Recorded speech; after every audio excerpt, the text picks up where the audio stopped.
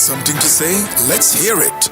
Give us a call at 869-465-2555. Monday to Friday from 11 a.m. to 12 noon. One solid hour of in-depth analysis of the machinery that makes our country tick. The Edge, cutting into the matters at hand.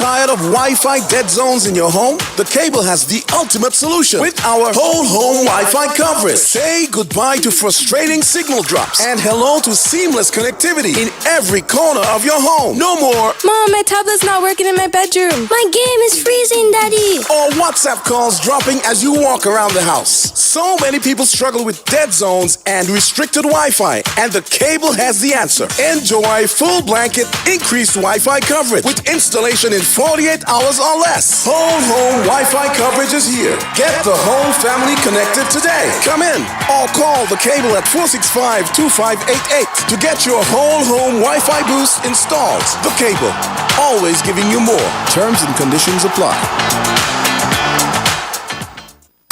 Join us in St. Kitts and Nevis. Over 5 decades of uniting culture, music, and spirit in one unforgettable celebration. Here, the energy is infectious, the vibes electric, where every corner of the island pulses with life. Sugar Mass 53, St. Kitts and Nevis National Carnival. December 13th, 2024, January 2nd, 2025. 20 days of non-stop carnival revelry. It's the only place to be. Sugar Mass 53. From night till morning, you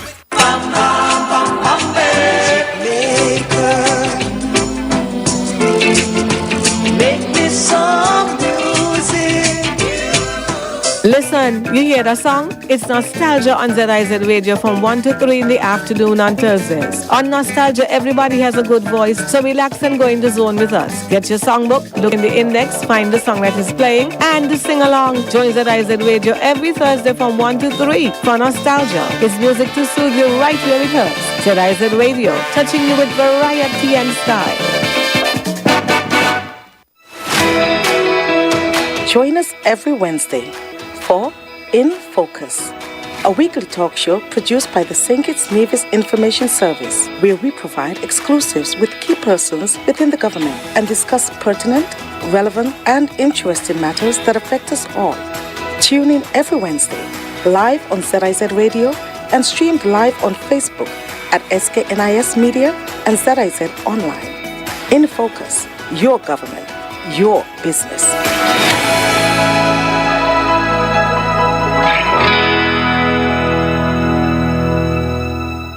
Join us on ZIZ TV for Youth Lounge with Skenator, a talk show on vital topics such as tourism, entrepreneurship, education, religion, sex education, and mental health, featuring experts from St. Kitts and Nevis and the Caribbean region. Tune in live on the first and third Wednesday of every month at 8:30 p.m. on ZIZ TV.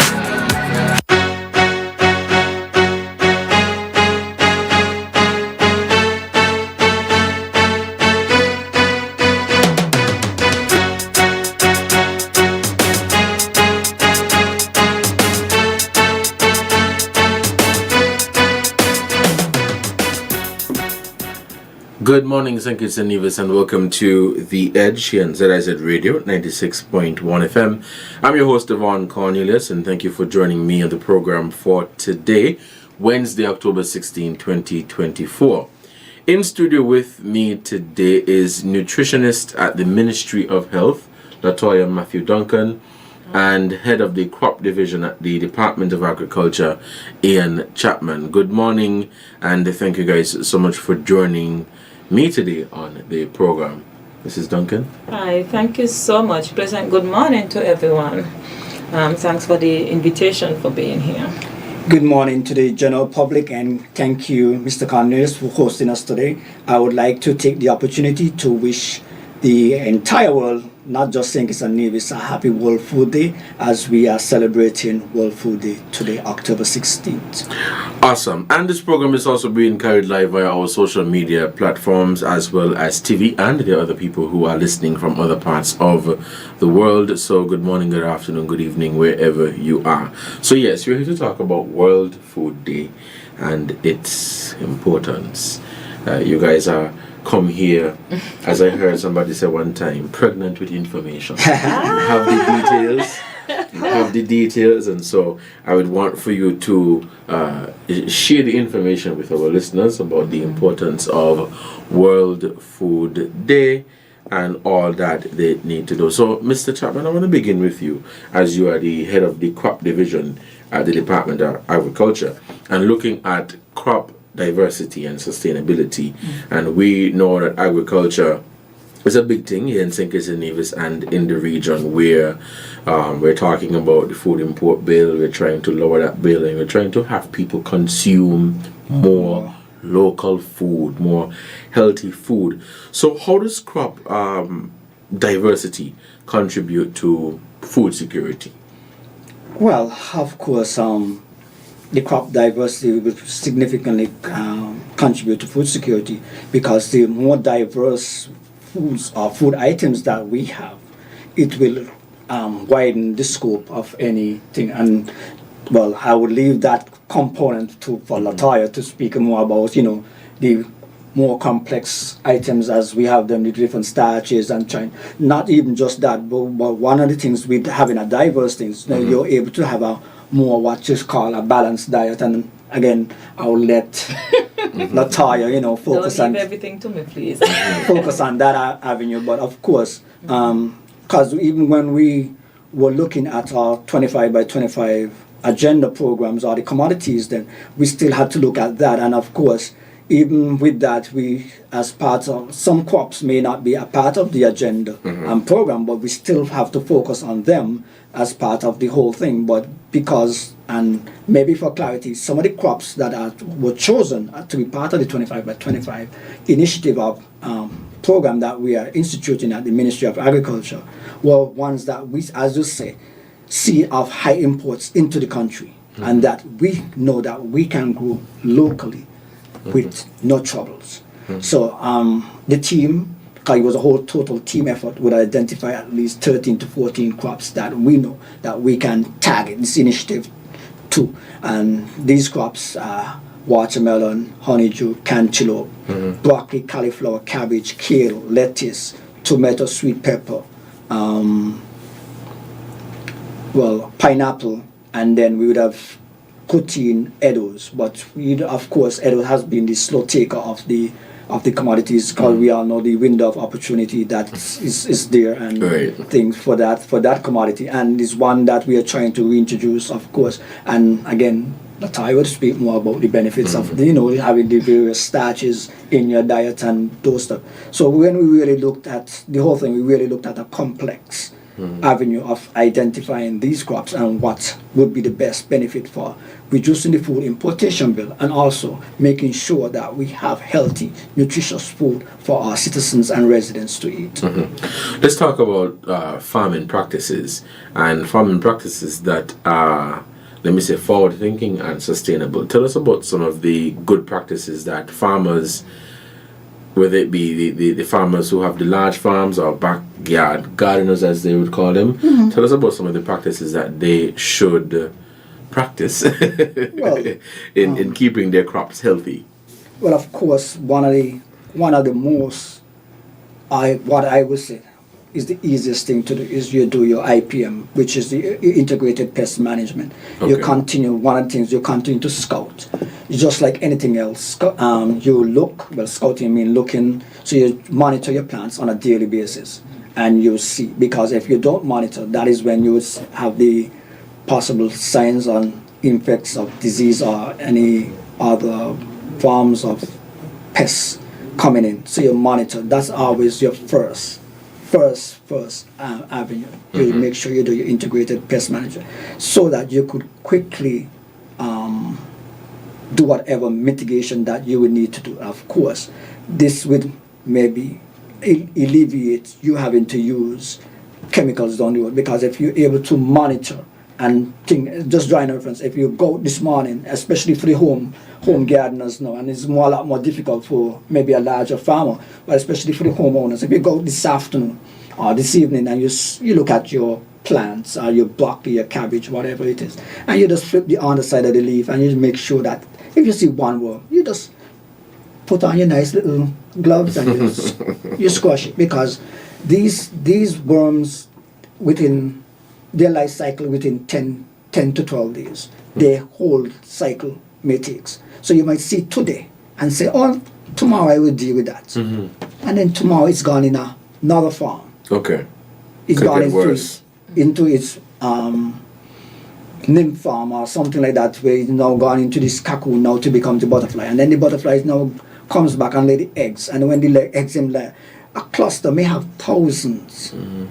And one of the things, of course, and whenever you see these eggs cluster, you just always just rub them and to try to make sure you squash them, because within a night, a worm or worms can eat down an entire crop and really cause that devastation towards homeowners or even farmers. So my first most important avenue to tell anybody, it would be the scouting and the IPM strategies before you even going into talking about the other fertilizing and them things. You must make sure that at least within that first few days you do your scouting. Mr. Chapman, I'm so happy that you mentioned that, because I know there's some farmers and backyard gardeners who would complain or would say one of the greatest challenge that they have is dealing with the pests, and you spend a considerable amount of time trying to grow your local food, and here comes the pests, wipe out everything.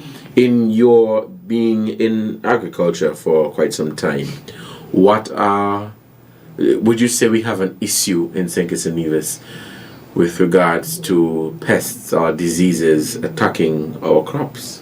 Well, and what are some of those that you've seen, if any? Well, of course, there are similar pests that are common throughout, even not just in St. Kitts and Nevis, throughout the whole thing. One of the pests that most persons quickly call the Department for Technical Support on would be white flies. That little white cluster that you see on the underside of the leaves. And then these white flies they will secrete sticky substance. And then that sticky substance, now when it becomes dried, it becomes that black substance which we call sooty mold. So after that secretion dries, it now forms a fungus. Of course, one of the things that when the white flies they live in when after they lay out or the aphids is another one that even secretes that secretion. What they do, they try to live in symbiosis with the ants, so that the ants wants this sticky, because the sticky substance is sweet. It's like almost like a nectar. And the ants will now feed off of that. And then now after you see the ants, of course, we're gonna shy away from going to touch because we don't want the ants to sting us or bite us or whatever they may do.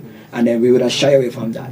And that allows, after they don't use up the sticky substance or the secretion, this honey-like substance, the residues will now form the fungus. And that now takes over that will form that black discoloration of the leaves that you would see maybe on some crotons, ornamental plants, or even some of your more fruit trees and such types.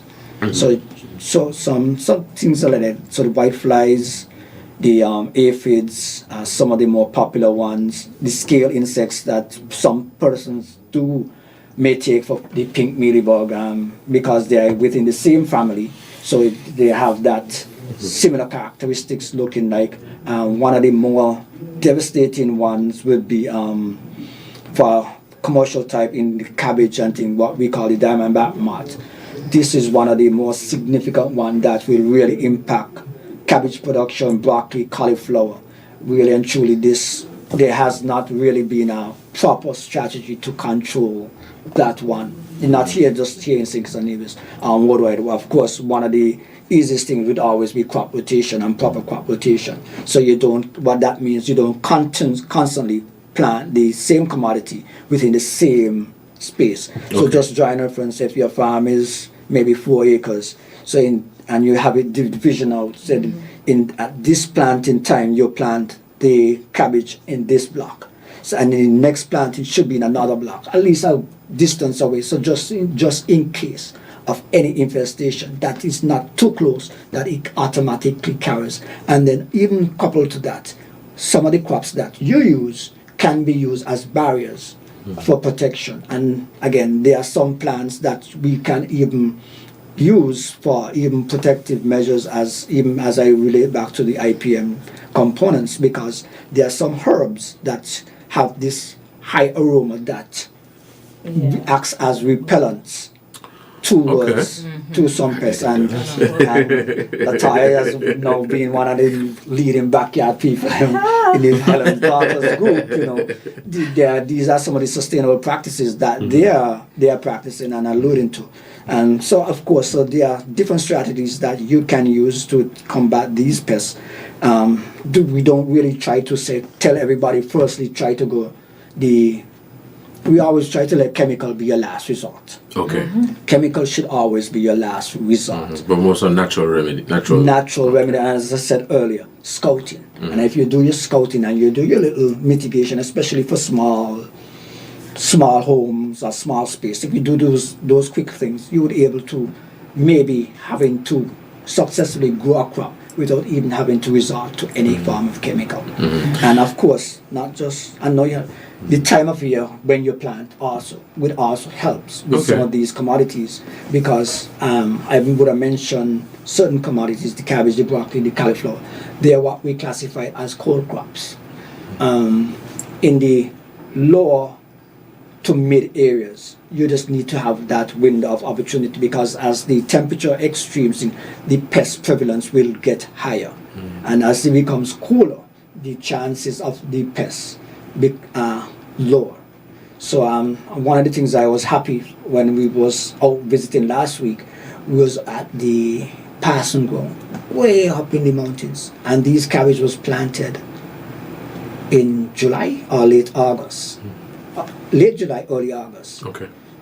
And traditionally they was planted at low end, we was not see one cabbage. And this farmer, because of his elevation, so cool. He was an advantage. He had an advantage, and these are some of the things that we are also looking at now and having these scheduled. So we know that, hey, you as a farmer in the low to mid area, the window of opportunity for you to plant in cabbage is October to March. Hey, Mr. Cornelius, you are at the high elevation. You are now from March to August. So these are some of the mitigation strategies that we are now using in order to make sure that we ensure that we don't manage and have the production almost all year round.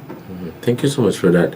As you spoke about that, I'm thinking about the nutrition now of these crops in terms of the quality of them.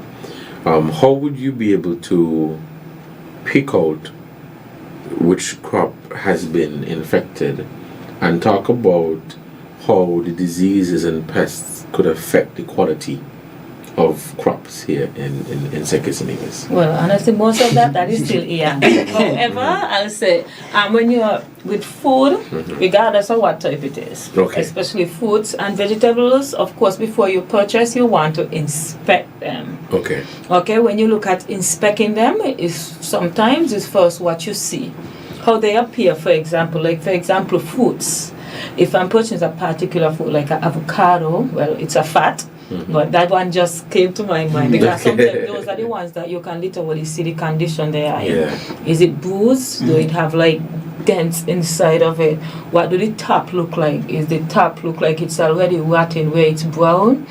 So you want to look first for these food when you want to look at quality of the items that you are purchasing. And this is the benefit that we have here in St. Kitts and Nevis, well, in other countries too, that most of our food, we can inspect them before we purchase them. Whether in the supermarket, most farmers would allow you to probably not touch it up as much, but they would allow you to what condition, the color of them. Is it supposed to be a light brown or a dark brown? You look at the color of them, and then you want to go, if you can pick them up, you feel, you see how firm they are, the texture of them, and some persons even go as far as smelling them.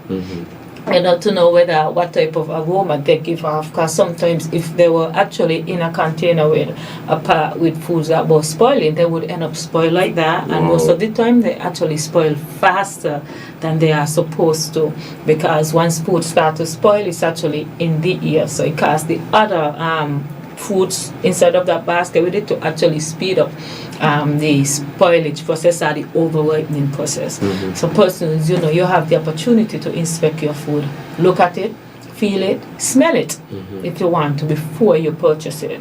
Sometimes if you have that relationship with your farmer, your person who sells your produce, you can probably look at it and say, well, this is what you have, this is all you have, this is yes. They might be willing to offer you a little discount for it, because I don't think anybody would prefer all their items steady and spoil instead of getting rid of it, because sometimes that happens. So you really want to look at that when you are purchasing your food.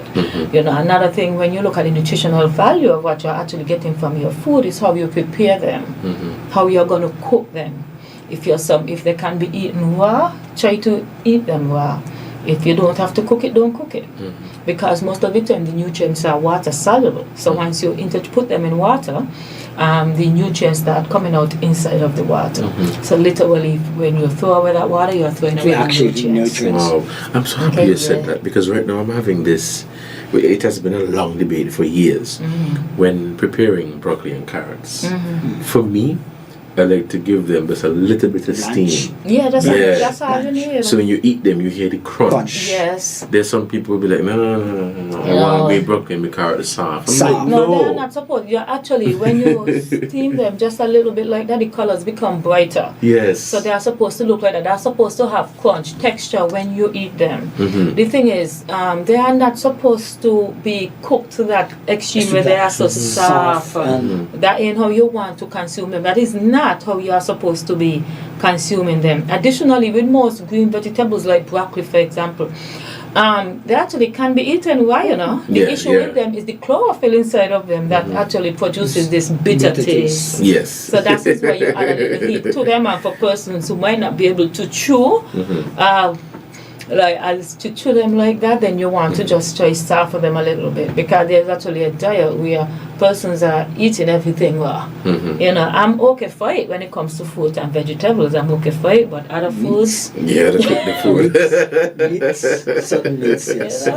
Let's talk about the impact on community health in terms of the food that we consume. Here in St. Kitts and Nevis and even in the Caribbean, a lot of the things that we eat, we get it from the shelves, and from the shelves it comes from other parts of the world. It's imported, and these things are made in factories, and they're packed with, even though it says sugar free. And I want to share this quickly. The other day, we were having a little gathering, and we bought a lemonade in a bottle that says sugar free. So before we proceeded to drink the lemonade, we were like, oh my gosh, it's going to be so sour, because you're thinking there's no sugar. When we drank the lemonade, it was so sweet. You could literally taste the like a syrup, like it was very, very, very sweet. But when we read the back of the bottle, it said something like an alternative for sugar. Yeah. So there are a lot of foods that we consume. Yes, that says sugar free. That's a big fat lie. It is, but with foods, the thing about foods, fruit juices, it cannot be sugar free. Sugar is intrinsic. So you cannot get rid of it. It's not like fat in milk where you can solidify the fat and separate it. Okay. In foods, the sugar inside of it is intrinsic. So naturally, most of the time, it should probably mark no added sugars. Okay. Okay, and naturally sweetened. Or naturally sweet. Something like that. But even sometimes with naturally sweetened, sometimes persons would look at that and term it as using something like honey, for example, to sweeten it, etc. So yes, and it is so important that you decide to look at the labels. Yeah. And now with these alternatives, what these sweeteners do, they give it the taste of sugar as if it is actually sweetened by not using the sugar, but these are chemicals. And more research is leaning towards educating people. This is what some of the research is saying, towards educating persons to actually not utilize them. However, especially in the diabetic cases, you want to encourage them to not get accustomed to consuming things that are sweet, because then it will be difficult for them to actually be weaned out of that process of having, for example, their morning tea without sugar. If they want to have make their own local juice, for example, not adding sugar to their lemonade, for example. So once they use sweeteners, it makes the weaning process more difficult for them to be weaned after sugar, because they still keep getting that taste of sugar. Now when they cannot get these sweeteners, they're going to go right back to the sugar that they used to use before. But I'm extremely pleased that you all actually went to the label. That is one of the things that persons need to start focusing. It is true, some of the messages might be there, big and broad, and that is one of the things the region is actually working on, to put other messages on labels so persons can see right away high fat, high sugar, high salt, so you don't have to look around to see. When you look at certain items and you look at the nutritional facts, you will see sometimes like added sugar, this amount, so they actually add more sugar than what is already inside of it. And sugar, just like salt, sodium, is a preservative. And so sometimes it's also used as a preservative in different food items. So let's take, for example, it might have in 16 teaspoons of sugar. When you visually think about 16 teaspoons of sugar, you would not eat it like that. Because it would be too sweet for you. However, because of how it is manufactured, you won't get that taste of 16 teaspoons of sugar. However, you have just ingested 16 teaspoons of sugar. It's like a bottle of Coke. Yes, which is like 65. It's about maybe 60 something grams of sugar in a regular size bottle of Coke, and we only need about 50 grams of sugar throughout the entire day. So once you consume one regular size bottle of Coke, regular Coke, it means that you have already had you had it and you surpassed the recommended amount of sugar for the day. Exactly. If you had tea with sugar. Yes, or you even had a fruit, a banana, because all of those come towards the sugar intake. Yes. We're going to take a break, and when we come back, I want us to talk about climate resilience in food security. And let's say that hurricanes, hurricanes come, they go with our food. So let's talk about that. Let's take this break and we'll be right back. The future is unknown. Protect your life, your family, and your valuables from unforeseen circumstances. Let National Caribbean Insurance give you the peace of mind that you so deserve. At NCI, we offer a suite of affordable insurance plans that can be tailored to ease your financial burden. We aim to deliver exceptional products to satisfy all your insurance needs. Whether life, health, motor, or property insurance, NCI has the right solution for you. Our friendly and knowledgeable sales professionals are ready and able to assist you. Let National Caribbean Insurance Company Limited help you to prepare for the unexpected. We serve, we protect, we satisfy. That's NCI.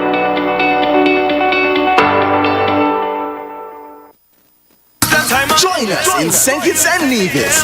Over 5 decades of uniting culture, music, and spirit in one unforgettable celebration. Here, the energy is infectious, the vibes electric, where every corner of the island pulses with life. Sugar Mass 53, St. Kitts and Nevis National Carnival. December 13th, 2024, January 2nd, 2025. 20 days of non-stop carnival revelry. It's the only place to be. Sugar Mass 53. It's up there going, all man them jamming, from night till morning you.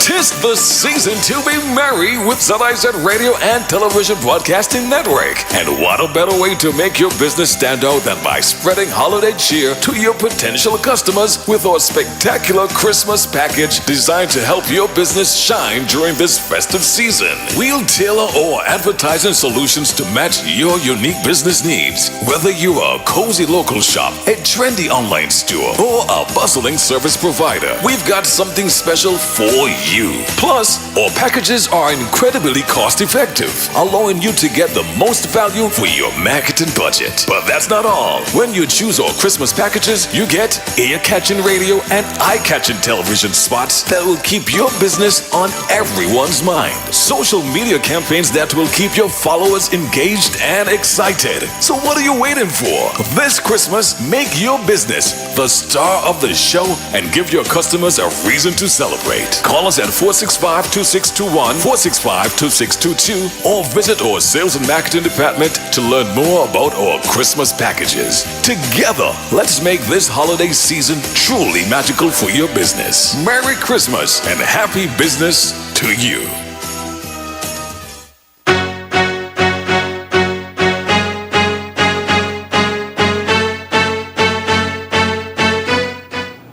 Welcome back to The Edge here on ZIZ Radio, 96.1 FM. We have Mr. Ian Chapman from the Department of Agriculture. He's the head of the Crop Division. And Mrs. Latoya Matthew Duncan, nutritionist at the Ministry of Health.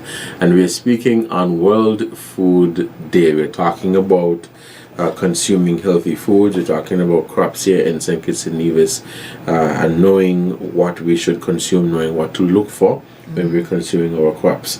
Now, just before we went for the break, we were talking about climate change, climate resilience, and the fact that in the Caribbean, the hurricane season is from June to November, and so the peak season is around this time. So we usually get not just the hurricanes, but the place could get sometimes really hot, or cold, well not cold, but really hot. But that is a major challenge. Climate change and trying to have farmers utilize methods that would allow them to still produce crops even with the changing climate. So, Mr. Chapman, in your experience dealing with the management of crops, how does hurricanes and climate change impact that aspect of the job? Well, those are what we call major threats. They are, well, other than the monkey, that is one. That is another major threat that we are dealing with. Or have to face. It's just natural instinct within us. And we only could thank God and wish for blessings that we are safe, and as you just think, we are now in the peak, and we just hopeful that thing, because any impact we have between now and the next 2 weeks, everything that, almost everything that we'll be eating in for Christmas lunch will be imported. That is how severe that can be, because it will set farmers back almost 2 months. And not just food, but even the social impact of that, because their livelihoods has been impacted significantly. And it's real. We have to face it. It's one of the things that we do try to have our farmers to mitigate and try to prepare. There's nothing we can do if we are to get a storm, and I wish safe passage of the island and Federation and the whole rest of the region, that we are not affected, because we have seen even Dominica still have not fully recovered from Hurricane Irma and those hurricanes that they was hit with. Even some of the Grenada and Jamaica, I had a colleague from Jamaica here, we were doing a training 2 weeks ago, and Jamaica still as maybe a little more advanced than we are, maybe in certain technologies and certain things. They're still not recovered from Beryl. That is what they chopped. Yeah, Beryl. Yeah. Beryl. They're still not recovered fully. And he was saying, but Ian, he have like 1.5 acre of greenhouses, and almost all of his greenhouses structured with roof. At least 50 to 60% of them was damaged. And that is really, he was saying, Ian, I may have to lay off my workers next week, because the production has dropped, because you're not able to produce. They have to now go out and get this stuff to replace them. So they can't be having to spend money on paying staff to sitting down doing nothing. So he may have to face the reality of having to tell these workers to stay home until they're back up and fully, or trying to just mitigate and things. So these are some of the real challenges that we do face.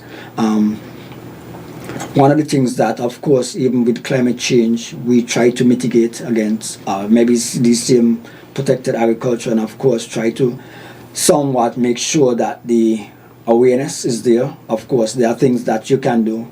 Maybe we're not so blessed as yet that we have a farmer that have 1.5 acres of greenhouses, and to take down all of those structures would have been thing.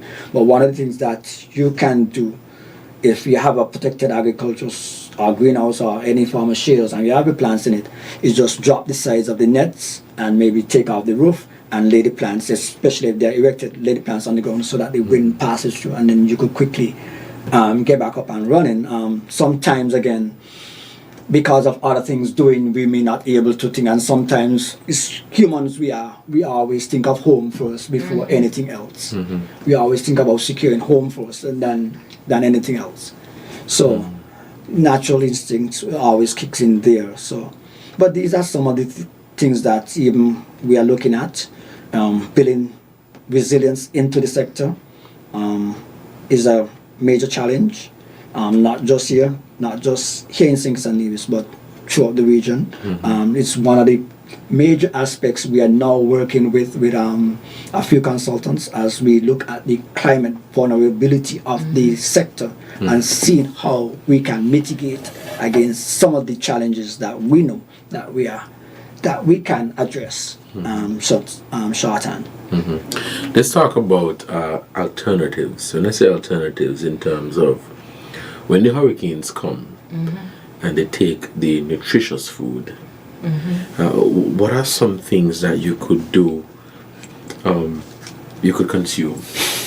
It depends on what they take. Because usually, when you look at alternatives and stuff, most of the time, some of the things we might not have access to. For example, St. Kitts and Nevis import more than 95% of our food. And we not only import packaged foods, but we also import a large amount of fruits and vegetables. And meats. And meats. So literally, for persons who are mathematically inclined, they'll say we practically import 100% of our food, but that is not so. That is not so. Right. For example, eggs, we are doing really good with eggs now. Of course, we're self-sufficient in eggs. Which is awesome. So I'm expecting that we get there more. But the thing is, what persons can look literally is what's available. For example, you're looking at vegetables, and I know persons have preferences. For example, you might not be able to get broccoli, because broccoli is one of those vegetables that we import a lot, even though we grow a lot here. Cauliflower, you might not be able to get some of those. However, whatever we have on hand, for example, like say green bush, which is the lemon term, you can utilize that. If you have pumpkin, you can utilize that. Once they fall within that category as a vegetable, you can utilize that. So you literally utilize what is available. For other instances where, for example, it is not something related to disaster, for example, and you might be looking at a seasonal food, a seasonal vegetables. Do we have seasonal vegetables? So much. Well, no, we do have some seasonal foods. There are some because of we have the dry and the cold season, or the wet and dry season. Okay. And there, of course, and this always things, and maybe just to educate some of our listeners, at least 80 to 90% of our farmers, they are rain fed. They depend upon the rain. Yeah, and I like that. I always do tell persons, so a lot of plants need is rain and sunshine. So, but if we have only having rain for 6 months or 4 months or 5 months, then that is when the farmers plant most of their stuff. And traditionally, you see like between now, the carrots and the onions, we are now will be in the stage of planting those. Now you see that between maybe December, January, there's a large amount of carrots on the market. One of the good things that these things can do is maybe stay within the ground or in storage for a certain period of time.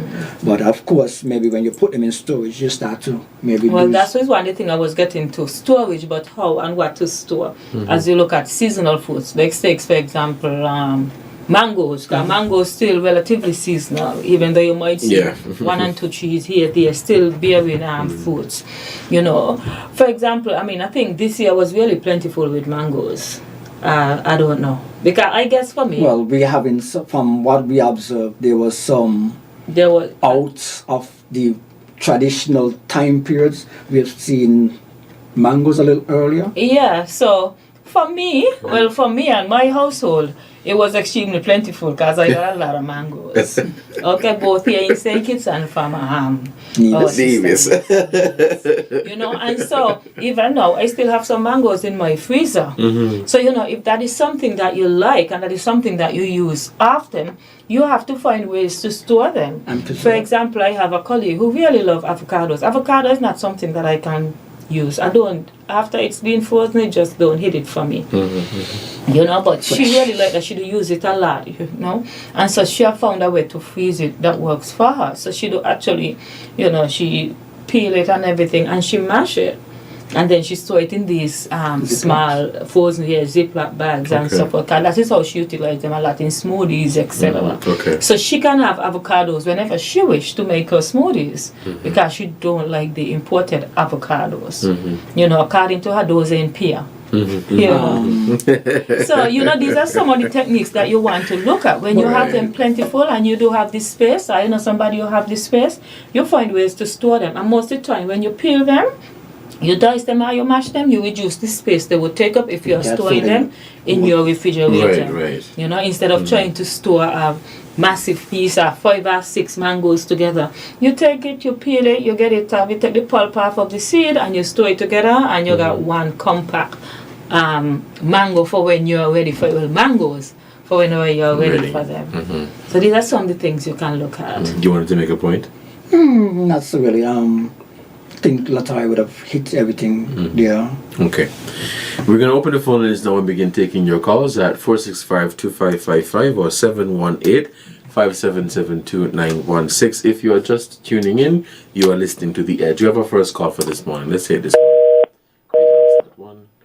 Caller, you're on the air. Good morning.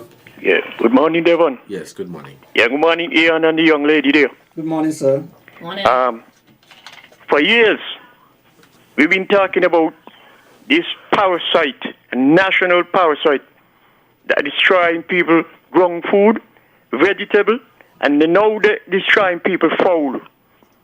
And we've been telling them, all kind of administration, we've been telling them, go back to basics. They have to get mountain rangers and kill these parasites, which is monkey. Front yard, backyard, side yard, pant up, and yard garden. Monkey destroying everything, and they're afraid to lower the population down to single digits because outside people telling them they can't do this and can't do that. If something can destroy the economy of the country, who the hell on this earth could tell people not to kill them? When mosquito bite you in your house, you do everything to kill the mosquito. But why we can't kill the monkey them? Why destroying people? We ain't gonna get no way because they're not listening to us. Thank you very much for listening, gentlemen and ladies. Thank you. Thank you for your call. Let's take this other call. Caller, you're on the air. Good morning. Hello, caller, you're on the air. I'm not getting that caller. The phone lines remain open and we're taking your calls, 465-2555 or 718-577-2916. So we're talking about, we have a caller. Hello, caller, you're on the air. Good morning. Since when I was young, so put it like that, think it's having a lot of jelly trees. Whitegate had thousands of jelly trees. McKinley, a lot. Connery, a lot. Now, we are importing jelly in this country. And it is a shame to see that the agriculture, they boast about a lot of things. What happened? It's time enough for we to go back and bring back the jelly trees into St. Kitts. We plant them and make a crop of our own. I mean, yes, we support Guyana and the Windward Island, but we had to, and we had in Nevis. And it's time enough for we to go back and plant back our jelly trees. Quick question for you, caller. What would you suggest? Well, when you say suggest, what you mean? In terms of bringing back our jelly trees. No. When I look around, when I was a young boy traveling around St. Kitts and going down like Whitegate, you had thousands and thousands of jelly trees down there.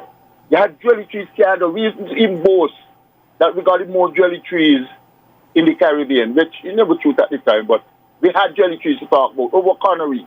And I believe that with the agriculture department and the government, yes, it can cost a little money, but we plant the coconut, the jelly. They have all different type of jelly now. Forget about the tall ones. The short ones, we're going to be in a quick time. Because a partner tell me a jelly tree could be in 3 years. All right. And so, we go back and we get these jelly trees. It will be a crop for St. Kitts. All right, caller. Okay, thank you so much. Okay, one more thing. I noticed that the farmers in St. Kitts are only planting on top crop. What happened to the yam, the dashi, the tanya, the ede, the couscous yam and all those things? I mean, the nuts and all these things. We used to be glorious in them things. And as soon as the factory done, the industry done, you have problem with getting these things. All right, caller. Thank you so much for your contribution. Let's stick there with the calls for a second with regards to the jelly trees. Okay, I'll respond to both. Yes. With regards to the jelly tree, our ministry have seen that as one initiative that I spoke to, because currently even up to today, we even look at the number of bananas and planting that we do import. And as today, our ministry is distributing 13,000 banana suckers to farmers, home gardeners, and World Food Day. 11, I think it's either 11 or 12,000 plantings. Jelly, the coconut jelly, whatever we want to call them, we have an initiative for that. We will be bringing in, I think it's 130,000 coconut trees. And again, these will be distributed to farmers, to homeowners. So there are a lot of initiatives that our ministry has looked at and see these commodities and think, and we are now making the necessary intervention to get these back on. As the caller did said, would it be those tall ones? We'll be bringing in the dwarf types that will bear quickly and things, so that we also can make the necessary interventions, so that we have seen the number of jelly that comes in, because all of this is being tracked to our department. We monitor and we make sure this. And again, we all know the health benefits that we can derive from the jelly water. So all of these are initiatives that our ministry is targeting and will be bringing on stream in short order. I want to ask you quickly about the jelly trees. I know in Nevis, people will talk about it occasionally, but along Penny's Beach, there were, I recall seeing a picture where that beach had a ton load of coconut trees. Well, there were two diseases that would have wiped out our coconut industry. Not just that we think there would have been the little yellowing, and then I think it's the bud rats. I think the little yellowing would have been the major disease that would have affected the coconut industry back in a lot of years ago. Somewhere in the 90s. Somewhere thereabout. And of course, again, as I said, we have looked at all of these things because we continue to monitor these are what have been imported high into our country, and these what we should target to make a difference in our farmers, our citizens' livelihood, and make a positive impact into the country, and try as much as we can to target this food importation bill that is looming over around $200 million annually. And that is only in maybe fresh food and vegetables and meats. It's coupled to the macaroni and rice and those other stuff. We have about 8 minutes left before we wrap up. If we have any more calls, let's take this one. Hello, caller, you're on the air. Good morning. Caller? Okay, we lost that one. Okay. The phone is remain open and we take your calls. I think we can facilitate at least one more call. Hello, you're on the air. Good morning. My dear brethren and sisters. Good morning. Good morning. Yeah, it's a pleasant day. How beautiful it is to be alive and living and with substance. Yeah. Brethren, y'all doing the right thing, but I'm going to say something to y'all right now, right? I was hearing y'all talking about, what did say, artificial sugar or something like that? In juice and containers and stuff? Yes. But I don't see sugar cannot be artificial, I poison that. Okay, let me cut that. Okay, we're going forward. The coconut tree them. I'm a vegetarian and a kind of health freak, you know what I'm saying, when it comes to eating. And one day I went to a low point in my diet and started to get dizzy spell. Notice people will run go to the doctor for them kind of thing there, right? So I decided now, only one thing can solve this problem is to go find a jelly tree and get the elder coconut and chop it out and drink the water. And I tell you, in 3 minutes, my body regain its strength and energy. Understand, sir? So what I'm trying to say now, we have a healthy place, Liamiga, resilient, okay, people, okay? And anywhere you go around the world, Kitishan hold the biggest establishment jobs, the big firm out there, as well as Jamaicans. So, Illuminati have a problem with we. So the easiest way to get rid of us is to get rid of the things them that keep us so strong and healthy. Check Jamaica, the fastest runner, when he ball. Huh? Yes. What was his diet? Yam. Okay then. Well, in Jamaica got a variety of yam. See, and we used to live off of that too. Where the yam them gone, we used to be in St. Kitts when we sweet, when we small. Well, yam is one of the crops that is grown in season. The yams are currently in production, which will most likely be coming on the market within early December into January. Okay, I tell my people them too. My people them lack of knowledge of themselves. So therefore, they don't wither away. Because I myself come up with portion of medicine from the bush because that's what I live off of. I surround myself with bush. Mango tree, guava tree, all kind of tree, and me diet with the leaf them, brother.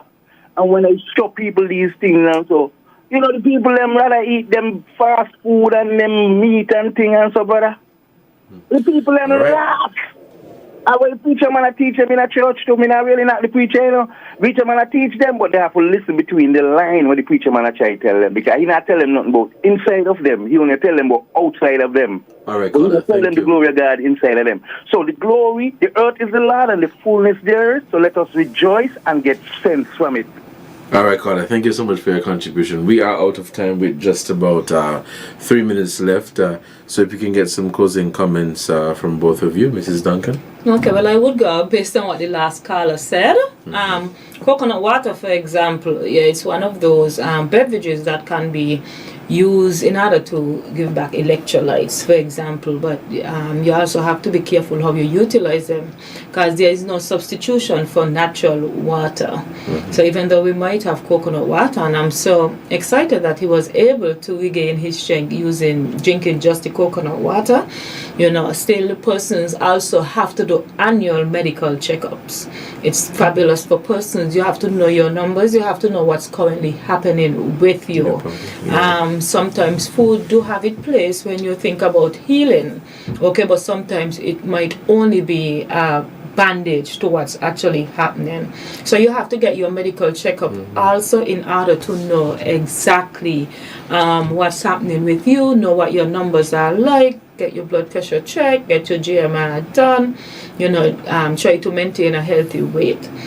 Okay, food and natural food, I mean, we have been educating it, doing different sessions about it, and so we would do our best to try to continue to educate the public as relates to healthy eating as well as physical activity.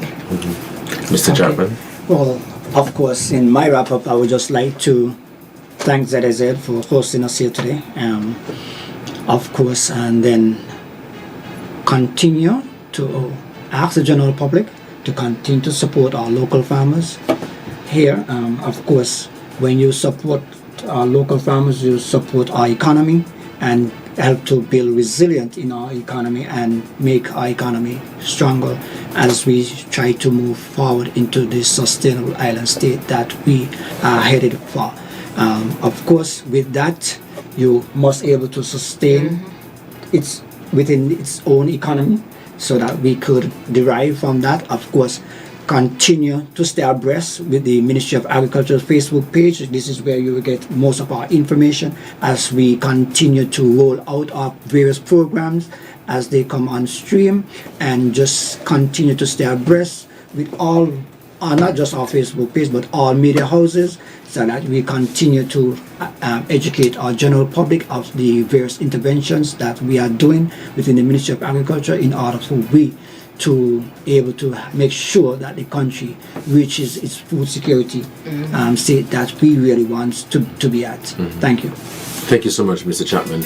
You've been listening to The Edge for Wednesday, October 16, 2024. I've been your host, Devonne Cornelius, and in studio with me today we had Mr. Ian Chapman from the Department of Agriculture and Mrs. Latoya Matthew Duncan from the Ministry of Health, speaking on the occasion of World Food Day.